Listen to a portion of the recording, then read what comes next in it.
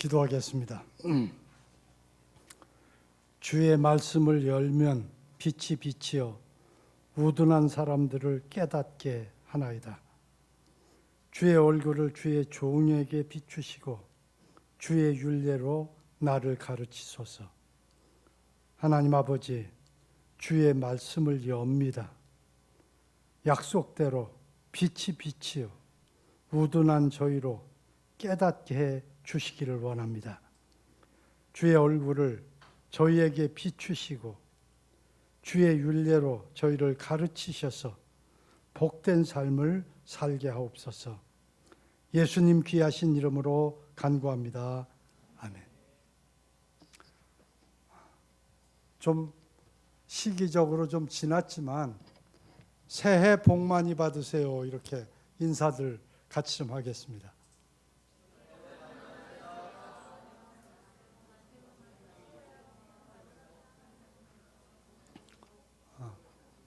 오늘 설교 주제가 복 있는 사람입니다.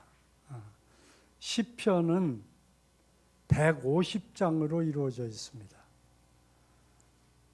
구약이 39권, 신약이 66권, 신구약 성경 합해서 66권인데 이 66권 중에 시편이 제일 많은 장수를 가지고 있습니다. 무려 150장입니다. 페이지 수도 시편이 제일 깁니다.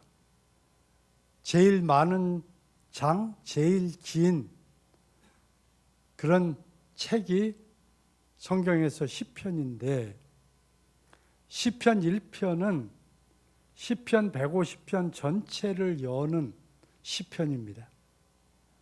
이것을 우리가 이제 서시라고 얘기할 수 있는데 이 시편 1편은 복 있는 사람은 이렇게 시작을 합니다. 이 히브리어 성경에 보면 아슈레이 하이시 복들이 그 사람에게 있다 그런 뜻입니다. 이 아슈레이 하는 이 말은 복들이라는 복수형입니다. 복들이 머물러 있는 사람. 이게 복은 우리 스스로가 만들어낼 수 있는 게 아닙니다. 복은 우리가 하나님께로부터 받아야 됩니다. 그런데 이 복들이 하나님께서 주시는 복들이 머물러 있는 사람들이 있단 말이에요. 복들이 머물러 있는 그 사람은 이렇게 이제 시작이 되는 거예요. 시편 1편이. 그러니까 이제 복으로 시작이 되는데 1장 마지막 절은 무릇 의인들의 길은 여호와께서 인정하시나 악인들의 길은 망하리로다. 복된 삶이 있고 망하는 삶이 있단 말이에요.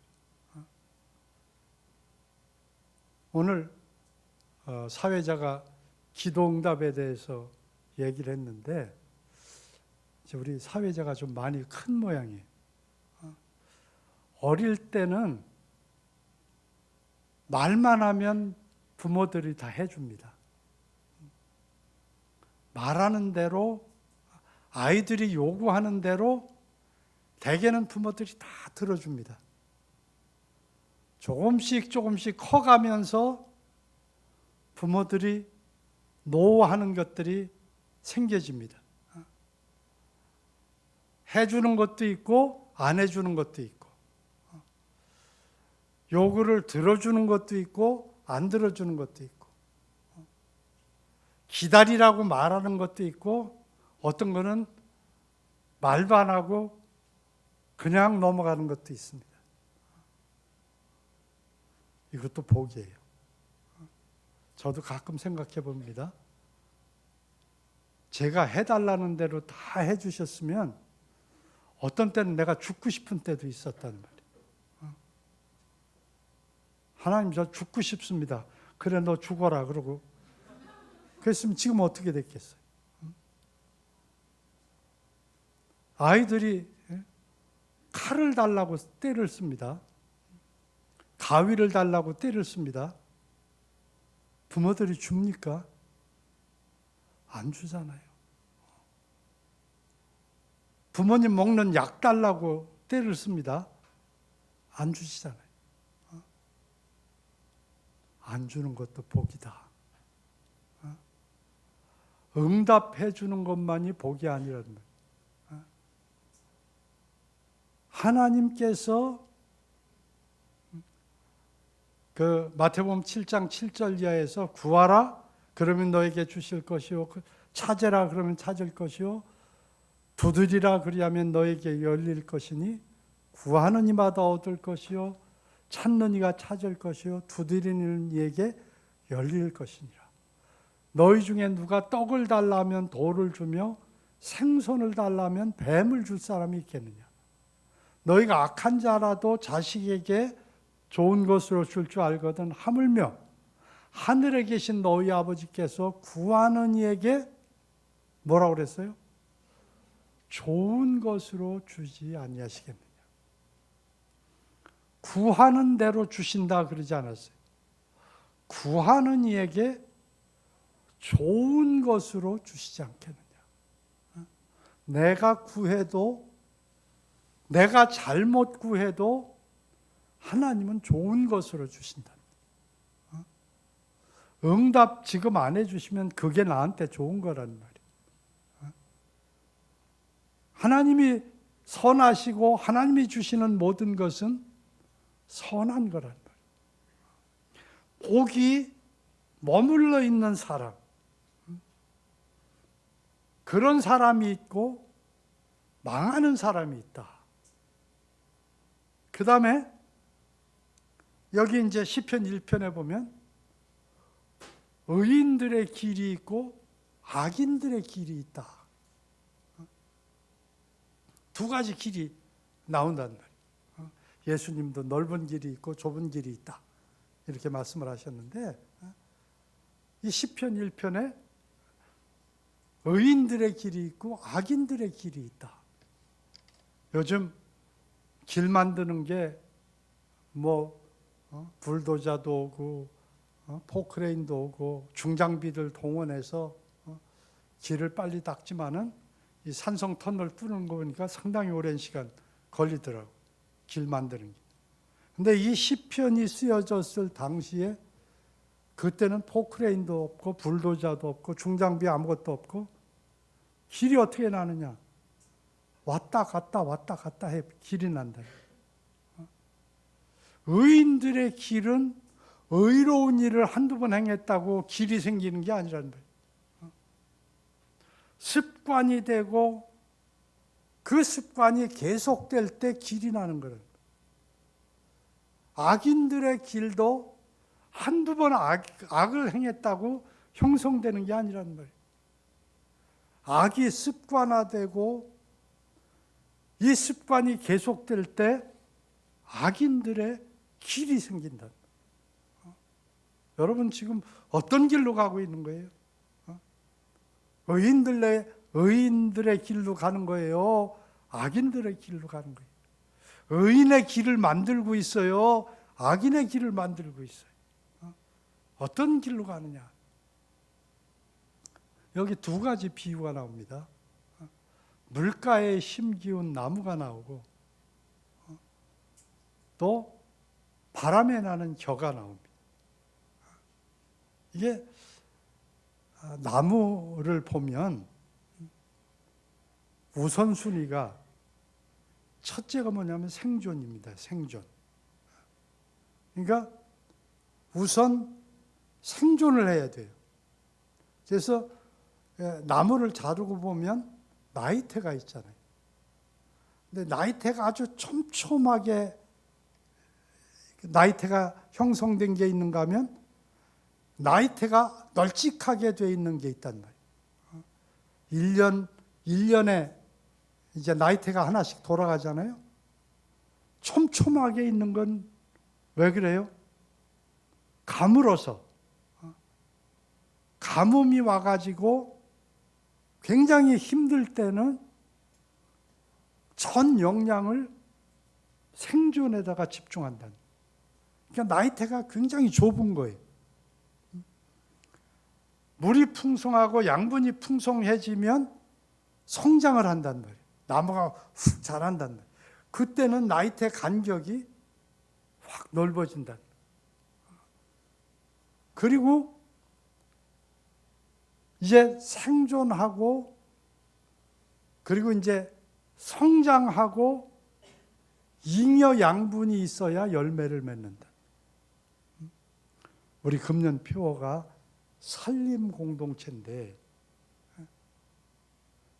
내가 살고 다른 사람을 살리려면 충분한 영양분을 섭취해야 내가 살고 내가 성장을 하고 그리고 열매를 맺을 수 있는 거란. 내가 생존에 급급하면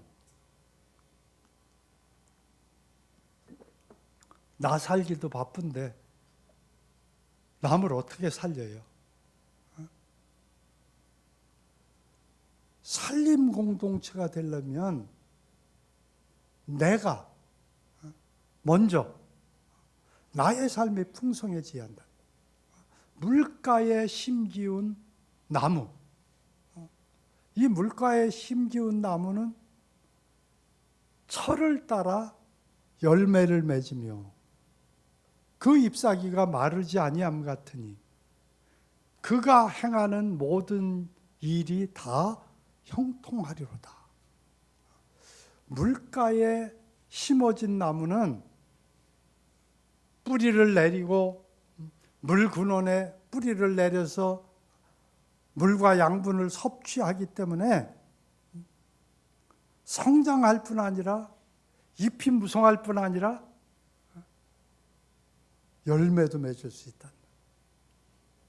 그런데 사막 건조한 땅에 떨기나무가 자란다는 광야에.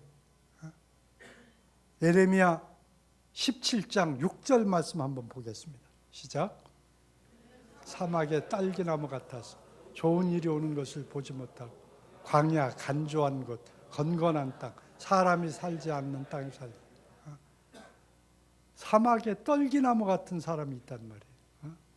이 떨기나무 어떻게 생겼는지 사막의 떨기나무가 어떻게 생겼는지 영상에 좀 띄워주세요. 떨기나무. 이게 떨기나무예요. 이파리도 없고 열매 같은 거를 기대할 수도 없고 겨우 생존만 하는 게 떨기나무라는 거예요. 나무는 나무인데 떨기나무 같은 인생이 있단 말이에요. 전 역량이 생존에 집중되는 그런 삶. 겨우 생명 유지하는 삶. 분재나 바위 산에 바위 틈박 위에 있는 나무들 보면 살아있긴 살아있는데 성장도 못하고 그냥 생명 유지만 하고 있잖아요. 크리스찬 중에서 생명이 있긴 있는데 이런 사막에 떨기나무 같은 사람이 있는가 하면 물가에 심기운 나무 같은 사람이 있다. 이 물가에 심기운 나무는 어떻다고 그랬어요? 철을 따라 열매를 맺는다. 20대에는 20대에 합당한 열매를 맺는다. 30대가 되면 30대에 합당한 열매를 맺는다. 40대가 되면 40대에 합당한 열매를 맺는다. 내 나이가 지금 한국 나이로 77세예요. 77세면 물가에 심기운 나무는 77세에 합당한 열매를 맺는다. 나 지금도 열매 맺고 있단 말이에요. 우리 장모님이 지금 98세인데 물가에 심기운 나무 같으니까 98세에 합당한 열매를 지금 맺고 계시던 철을 따라 열매를 맺으며 여러분들 어떤 열매 맺고 있어요? 생존에 급급하고 있는 거 아니에요? 물가에 심기운 나무처럼 돼야 철을 따라 열매를 맺는다.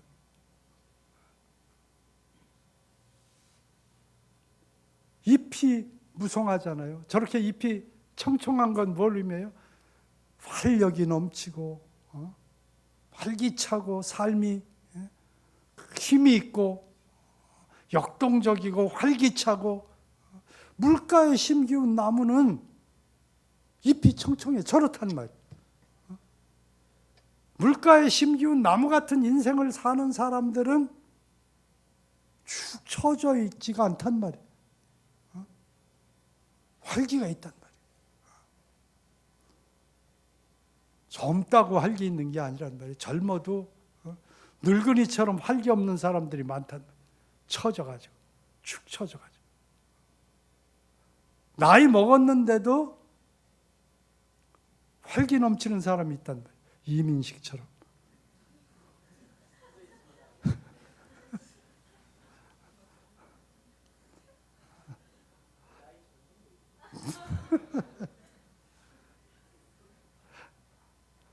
캠퍼스 1학년들이 볼 땐 나이가 있잖아요. 그죠?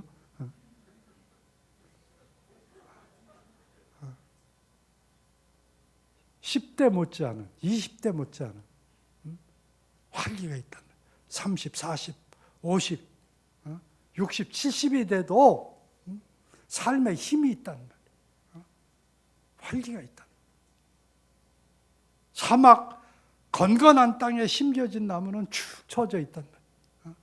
이파리도 없고 열매도 없고 살아있기는 살아있는데 살았는지 죽었는지 그런 상태로 살아있단 말이에요. 바람에 나는 겨 같은 인생이 있다. 이 바람에 나는 겨. 이 겨는 뿌리도 없단 말이에요. 둥치도 없고 가지도 없고 이파리도 없고 열매도 없고 말할 수 없이 가볍단 말이에요.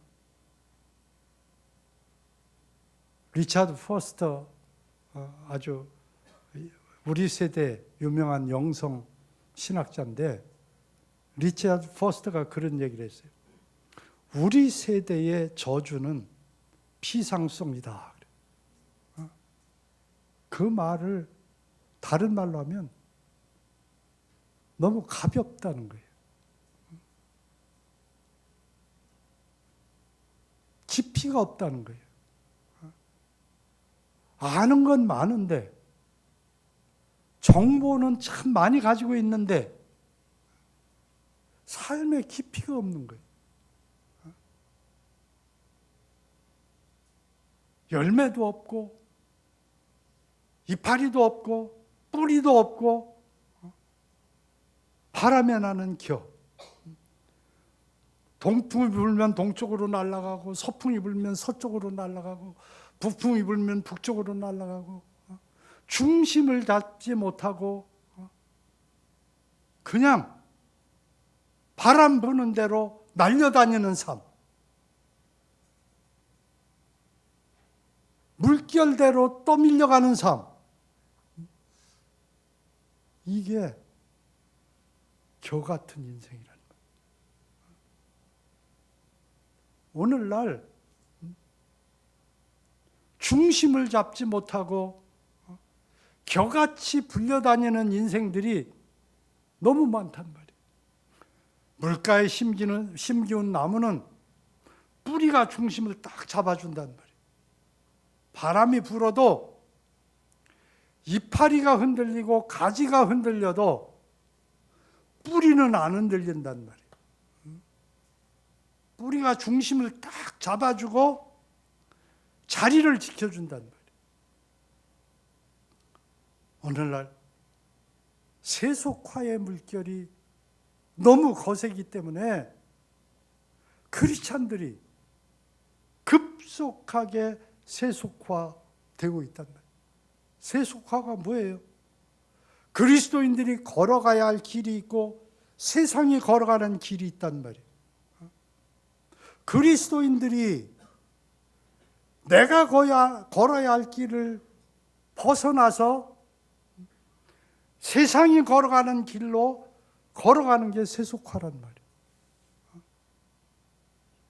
너무 세상이 급속하게 변화하기 때문에 그리스도인들도 중심을 잡지 못하면 바람에 나는 겨처럼 세속화의 물결에 휩쓸려서 세상 가는 대로 가게 된단 말이에요. 여러분, 정신 안 차리면, 중심 제대로 잡지 않으면 바람에 나온 겨 같은 인생이 된다. 자리도 못 지키고 이리저리 밀려다니는 그런 인생이 되고 만다. 오늘날 현대인들이 왜 그렇게 살아갑니까? 삶의 원리, 삶의 원칙이 없단 말이에요. 삶을 지탱해 주는 원칙이 있어야 한다. 내 삶을 지탱해 주는 원칙이 있어야 한다. 여러분, 원칙이 있습니까? 삶의 원리가 있어요? 다니엘이 포로로 잡혀서 느부갓네살 궁중에 들어간 때가 대개 14살, 15살 그 무렵이었단 말이에요. 소년. 그런데 다니엘과 세 친구는 삶의 원칙을 정했단 말이에요. 하나님만 경배한다. 우상 숭배 안 한다. 우상과 관계를 끊는다. 하나님만 섬긴다. 결정을 했단 말이에요. 그런데 3장에 보면 느부갓네살이 큰 금신상을 세워놓고 여기다 절하지 않으면 풀무불에 던진다 그랬다. 다니엘의 세 친구가 이 관리인데, 공무원인데, 지금 말하면 왕의 명령을 지켜야 하는 사람인데 우상 숭배 안 하잖아요. 그러니까 느부갓네살 왕에게 고발하잖아요. 세 친구가 붙잡혀 왔어요. 느부갓네살이 말합니다. 지금이라도 너희가 금신상에 절하면 용서해 주겠다. 그렇지 않으면 풀무불에 던져놓겠다. 우리는 우상 숭배할 수 없습니다. 삶의 원칙을 고수한다. 생명 내놓고 삶의 원칙을 고수한다. 그러니까 느부갓네살 왕이 화가 나가지고 평소보다 풀무불을 7배나 뜨겁게 해라. 7배를 뜨겁게 하고 다니엘의 세 친구 사드락, 메삭, 아벳느고 이 세 친구를 풀무불로 끌고 갔단 말이에요. 묶은 채로 풀무불에 밀어넣었단 말이에요. 밀어넣고 이 불이 얼마나 뜨거웠던지 이 세 사람을 풀무불에 밀어넣으러 갔던 그 군인들이 모두 풀무불 그 불에 휩싸여 가지고 죽어버렸단 말이에요. 그런데 느부갓네살 왕이 풀무불을 쳐다보니까 분명히 밧줄로 묶어서 세 사람을 풀무불에 밀어넣는데 묶이지 않은 네 사람이 불 가운데를 왔다 갔다 하고 있다. 느부갓네살이 깜짝 놀라가지고 나오라고 그랬어. 풀무불에서 이 세 사람이 걸어 나왔는데 사드락, 메삭, 아벳느고 거기에 같이 돌았던 한 사람, 이거는 천사인데 많은 사람들이 생각하기를 성육신 하기 전에 그리스도께서 오셔서 같이 불 속에서 돌아줬다, 이렇게 이제 생각들을 한다. 근데 이 사드락 메삭 아벳느고 꺼내놓고 보니까 눈썹 하나 거슬리지 않았다, 머리카락 하나 타지 않았다, 의복도 그대로 타지도 않았다. 탄 게 딱 하나 있었어. 묶었던 밧줄. 쓸모없는 속박했던 밧줄만 타고 그를 밀어넣던 병사들은 타 죽었는데 셋은 타 죽지를 않았다. 거슬리지도 않았다. 삶의 원칙을 목숨을 걸고 고수한 다니엘의 세 친구를 하나님은 불구덩이에서 꺼내주셨다. 건져주셨다. 6장에 보면 다니엘 얘기가 나오잖아요. 총리인데 대적들이 다니엘 흠을 찾으려고 해도 결점을 찾을 수가 없단 말이에요. 이거 신앙 문제 아니고는 다니엘을 올가맬 수가 없다. 왕에게 얘기해서 조서를 내리잖아요. 앞으로 30일 동안 왕 이외에 어느 신에게나 어느 사람에게 무엇을 구하는 사람이 있으면 사자굴에 집어넣는다. 그리고 조서의 어인을 찍었다. 조서의 어인이 찍히면 왕도 취소할 수 없단 말이에요. 그런데 그 조서에 어인이 찍힌 줄 알고도 다니엘이 하루에 3번씩 예루살렘을 향한 북편 창문을 열어놓고 하나님 앞에 감사하며 기도했다. 하나님과의 교제, 삶의 원칙을 준수했단 말이에요. 사자굴에 던지울 줄 알면서도 준수했단 말이에요. 삶의 원칙을 고수했단 말이에요. 어땠습니까? 사자굴에 집어 던졌잖아요. 하나님이 사자굴의 입을 막으셨단 말이에요. 우리 하나님 살아계신 하나님입니다. 우리 하나님은 삶의 원칙을 고수하는 사람들에게 하나님의 살아 역사하심을 보여주시는 살아계신 하나님이란 말이에요. 여러분 어떻습니까? 여러분은 어떤 삶의 원칙이 있습니까? 어떤 규칙을 가지고 삶을 유지합니까? 요즘 원칙 없는 세대, 규칙이 없는 세대예요. 오늘날 보면 자녀 양육에 어떤 원칙을 가지고 양육하는 부모들을 찾아보기가 어려워요. 애들 해달라는 대로 다 해주고 너희 좋은 대로 해라. 원칙이 없어요. 삶의 원칙들이 없다. 여러분들 앞으로 결혼하면 결혼 생활에도 원칙이 있어야 한다. 자녀 양육에도 원칙이 있어야 한다.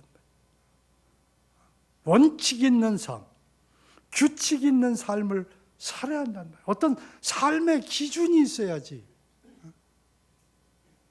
마음 내키는 대로, 감정 가는 대로, 편한 대로 살아가면 세속화의 물결에 휩쓸려서 바람에 나는 겨 같은 인생을 살 수밖에 없단 말이에요. 하나님 앞에서 지조 있는 삶, 원칙 있는 삶, 목숨을 걸고 지키는 원칙이 있어야 신앙생활 제대로 할 수 있단 말이에요. 바람에 난 겨 같은 인생이 아니라 물가에 심기운 나무처럼 철을 따라 열매를 맺으며 그 잎사귀가 마르지 아니함 같은 그가 행하는 뭐라 그랬어요? 모든 일이 그가 행하는 무슨 일? 모든 일이 그 다음 단어가 뭔지 알아요? 다 모든 일이 다 형통하리로다. 그가 하는 모든 일이 다 형통하리로다. 이 형통이라는 단어는 여호수아 1장 8절에도 나옵니다. 여호수아 1장 8절 좀 우리가 한번 보도록 하겠습니다. 다 같이 읽읍시다. 시작. 이 율법책을 내 입에서 떠나지 말게 하며 주야로 그것을 묵상하여 그 안에 기록된 대로 다 지켜 행하라. 그리하면 내 길이 평탄하게 될 것이라. 내가 형통하리. 길이 평탄하고 내가 형통하리라. 여호수아는 제사장이 아니에요. 레위인이 아니에요. 오늘날로 말하면 목사님도 아니고 전임 사역자도 아니란 말이에요.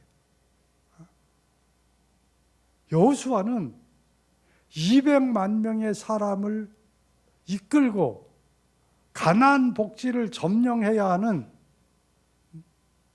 장군이요 민족 지도자란 말이에요. 근데 그 민족 지도자요 전쟁을 치러야 할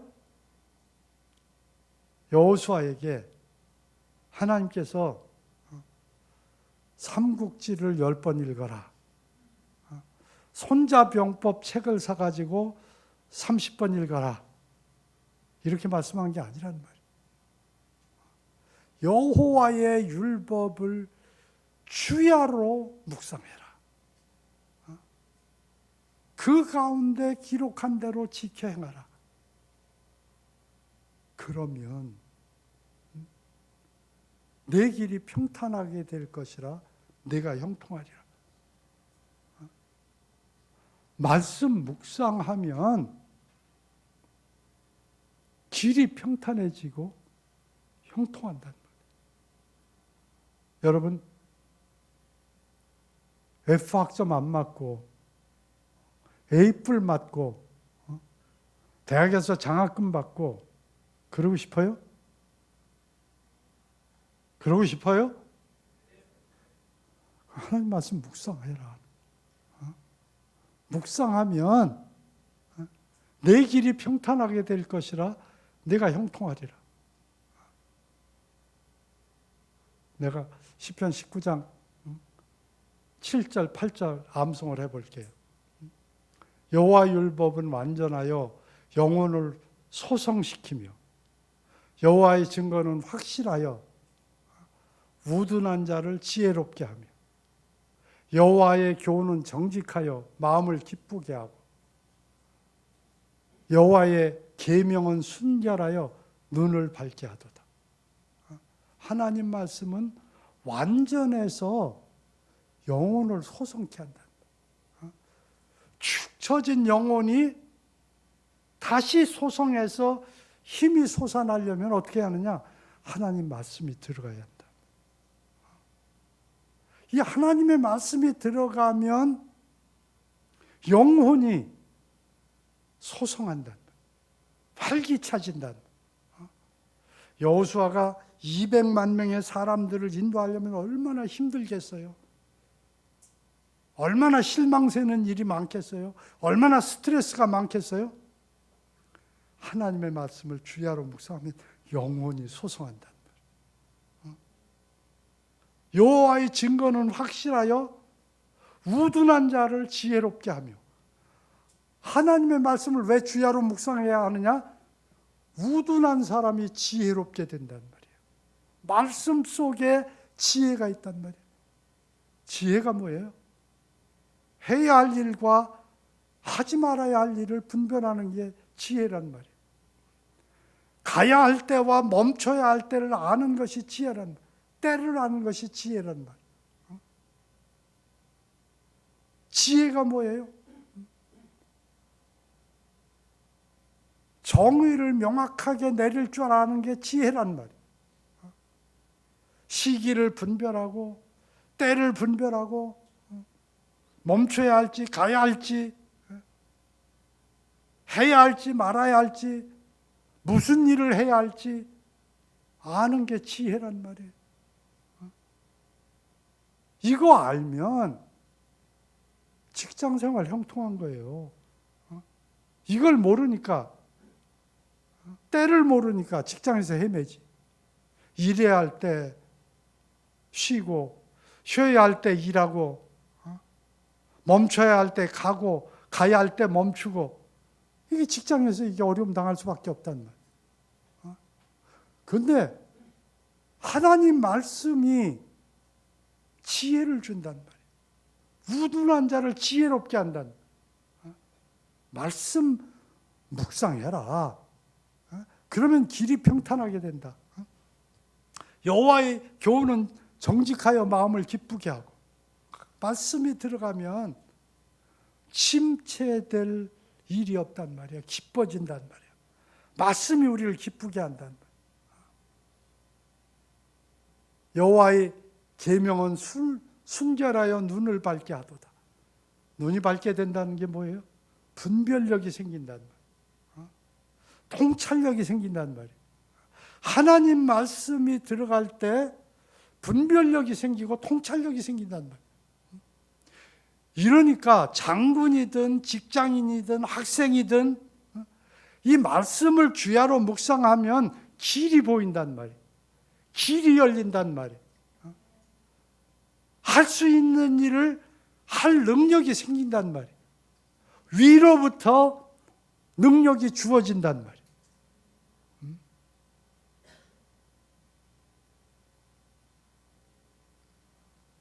우리 다음 주가 아니라 2월 10일 날 내가 말씀 또 전하기로 했으니까 2월 10일 날 그럼 이게 말씀 묵상이 뭐냐? 의로운 길로 가느냐 악인의 길로 가느냐? 물가에 심기운 나무처럼 풍성한 열매를 맺고 활기찬 삶을 사느냐? 아니면 바람에 나는 겨 같은 삶을 살아가느냐?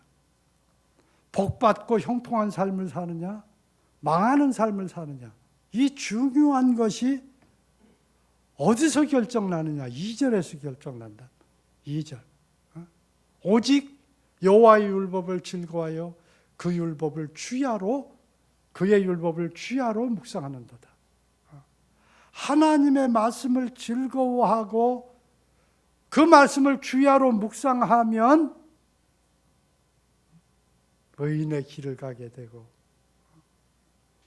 물가에 심기운 나무처럼 열매가 풍성하고 활기찬 삶을 살게 되고 행하는 모든 일이 다 형통한 삶을 살아가는 비결이 어디에 있느냐? 어디에 있다고요? 말씀 묵상에 있다. 오직 하나님의 율법을 즐거워하여 그 율법을 주야로 묵상하는 자라. 다음 2월 10일 날 얘기합시다. 왜 겨 같은 인생을 사느냐? 왜 악인의 길로 가느냐? 왜 망하느냐? 말씀 멀리하면 그렇게 된다는 거예요. 핵심은 하나님의 말씀을 어떻게 대하느냐. 이게 핵심이라는 말이에요. 2월 10일 날 기대하고 와야 되겠죠. 네, 2월 10일 날 하도록 하겠습니다. 오늘은 그동안 안 하던 걸 하나 좀 하려고 합니다. 뭐냐면 우리 선교 헌금 약정을 좀 하려고 합니다. 선교 헌금 약정서 누가 좀 이따가 나눠주면 좋겠는데 누가 좀 위임 받은 사람이 있어요? 미세스 문의 좀 해줘요. 우리나라에 왔던 선교사, 서서평 선교사, 엘리자베스 쉐핑 선교사에 대한 걸 잠깐 좀 보고서 얘기를 하겠습니다. 좀 보여줄까요? 엘리자베스 쉐핑. 한 여인이 말을 타고 전라도 일대를 한 달여간 순회한 뒤 이런 글을 남겼습니다. 이번에 만난 여성 500명 중 이름이 있는 사람은 10명뿐입니다. 이 쉐핑 선교사가 왔을 때 그 당시에 200명, 500명의 여성을 만났는데 이름이 있는 사람은 10명뿐이었다. 1921년 조선 여성들은 큰 년이 작은 년이 개똥 몸으로 불립니다. 이들에게 이름을 지어주고 글을 가르쳐주는 것이 저의 가장 큰 기쁨입니다. 간호선교사로 조선의 발을 내디딘 엘리자베스 쉐핑의 기록입니다. 당시 조선의 상황은 가난은 이루 말할 수 없었고 전염병으로 병자가 넘쳐나던 시절이었습니다. 그들에게서 눈과 마음을 뗄 수 없었던 그녀는 서양식 삶을 고수하던 여러 선교사와 달리 조선말을 익혀 서서평이라 이름 짓고 한복을 입고 된장국을 먹으며 헐벗은 사람 속으로 들어갔습니다. 지금 한국 아이 업고 있는 서양 여자가 검정 치마 흰 저고리를 입고 아이를 등에 업고 있잖아요. 그때 선교사에게 주어진 하루 식비는 3원. 그러나 서서평은 10전으로 허기를 채우고 나머지는 어려운 사람들을 위해 썼습니다. 3원이면 300전입니다. 그런데 30분의 1인 10전만 쓰고 290전을 다른 사람들을 위해 썼습니다. 거린들을 데려와 씻기고 옷을 입히는가 하면 나 환자가 버린 아이를 수양 아들로 삼았습니다. 그렇게 데려다가 키운 아이가 14명, 아들 하나, 딸 13. 그래가지고 14명을 아들, 딸로 삼아가지고 키웠습니다.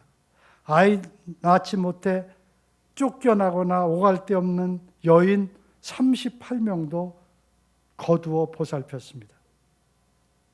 한 번은 병원 앞에 버려진 아기를 어느 집에 맡겼는데 잘 키우겠다는 약속과 달리 술 심부름을 시키는 것을 보고 그동안의 양육비를 주고 데려오기도 했습니다.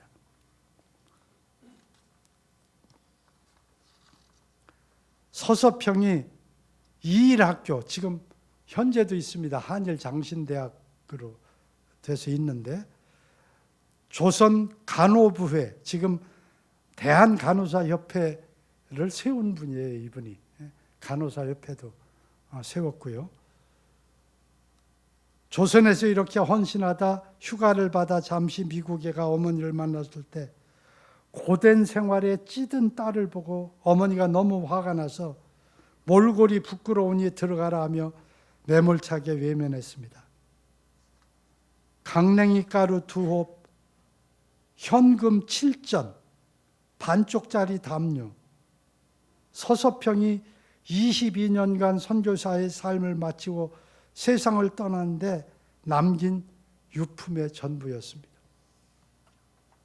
강냉이 가루 2홉, 7전, 1전짜리 동전 7개, 담요 반쪽, 거적대기를 덮고 자는 사람에게 그의 담요 반쪽을 찢어주고 남은 반쪽으로 가냘픈 몸을 가린 채 이 땅의 삶을 그렇게 마쳤습니다.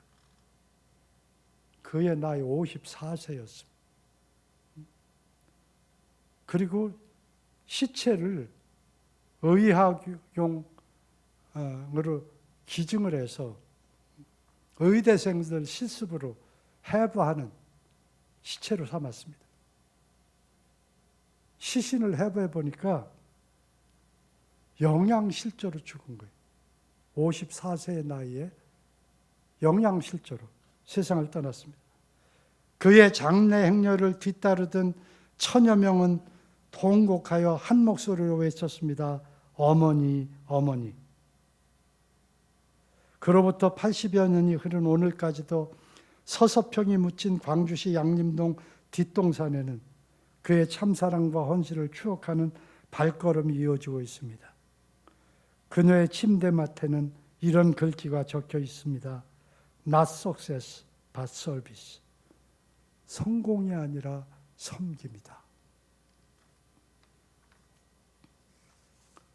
양화진 외국인 묘역에 가면 선교사 90명이 묻혀 있습니다. 그의 자녀들, 그 선교사 가족까지 합하면 145명.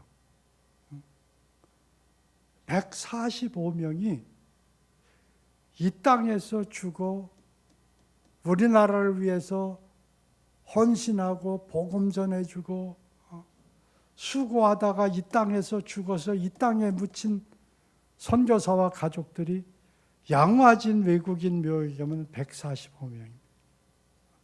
아까 광주에 양림동에 있는 서수평 선교사라든지 순천에 있는 대구에 있는 여기저기 흩어진 선교사 말고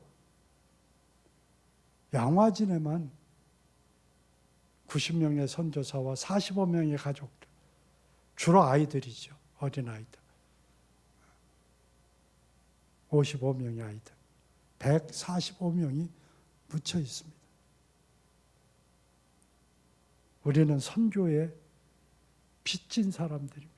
이분들이 이렇게 수고해서 복음을 전해줬는데 우리나라에 우리도 좀 복음을 전해줘야 할 거 아니냐.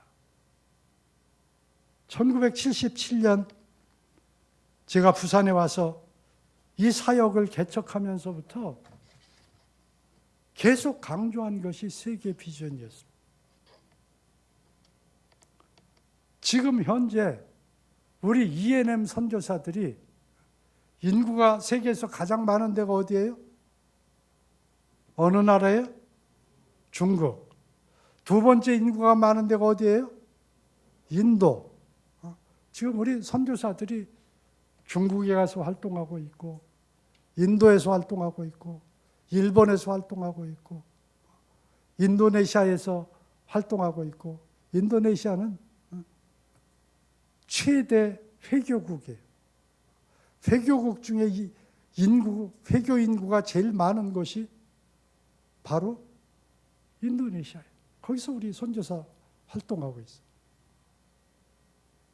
태국에서 활동하고 있고, 미국, 캐나다, 아르헨틴, 독일, 남아프리카 공화국, 가나, 코트디부아르, 부르키나파소, 토고, 말리, 기니, 이름도 잘 모르는 나라들의 우리 선교사들이 흩어져서 지금 그곳에서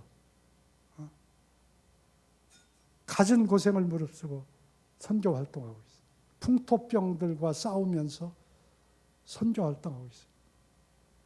그들을 돕는데 한 달에 2,500만 원 정도가 들어가요. 1년에 우리가 선교사들을 위해서 쓰는 경비가 3억 정도 돼요.